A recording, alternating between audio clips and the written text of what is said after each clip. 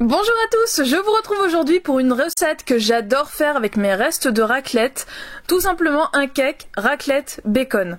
Donc là je vais vous le présenter sous forme de muffin tout simplement puisque c'est plus rapide pour la cuisson, mais vous pouvez sinon tout à fait prendre un moule à cake, ce qu'il y a de plus classique.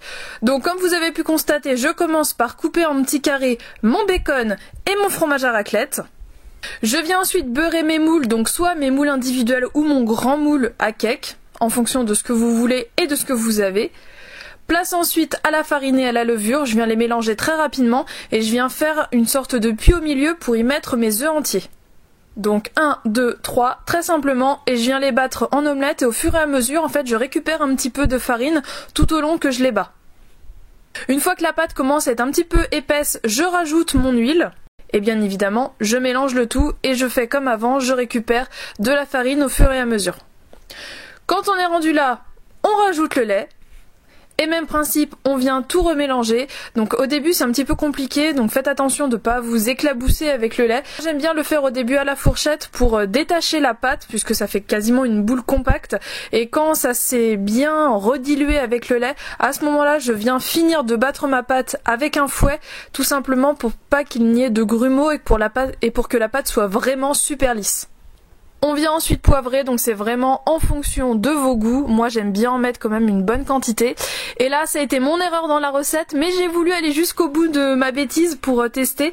Donc là en fait on ajoute tout simplement le fromage à raclette et normalement le gruyère ainsi que le bacon. Et on vient tout mélanger pour que ces éléments soient bien pris dans la pâte. Une fois que ça c'est fait, on répartit donc la pâte dans les empreintes. Et comme je vous ai dit, moi j'ai fait une bêtise, j'ai oublié le gruyère. Mais je me suis dit que j'allais pas récupérer la pâte et tout recommencer. J'ai tout simplement mis le gruyère sur le haut de mes empreintes.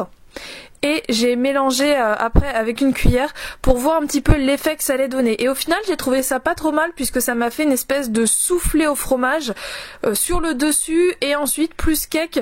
Mais c'est vrai que le gruyère en fait son intérêt c'est vraiment d'apporter du moelleux à l'appareil à cake. Donc là on a moins cet aspect moelleux et on a plus un aspect croustillant fromage dessus. Donc voilà, ça peut être une alternative, j'ai pas été trop déçue, c'était plutôt sympa aussi, mais normalement le gruyère doit vraiment être incorporé en même temps que le fromage à raclette. Donc voilà, là je mélange ni vu ni connu, c'était fait exprès. Personne n'a vu ma bêtise. Et donc une fois que ça c'est fini, je mets au four. L'intérêt des moules à muffins, c'est donc que ça va diviser le temps de cuisson par 2. Voilà le résultat. Un petit muffin hyper moelleux, hyper gourmand, du fromage, un petit peu de bacon. Personnellement, j'adore faire ça avec les restes. J'espère que cette recette vous a plu. Je vous fais plein de bisous et je vous dis à très bientôt dans une prochaine vidéo. Ciao!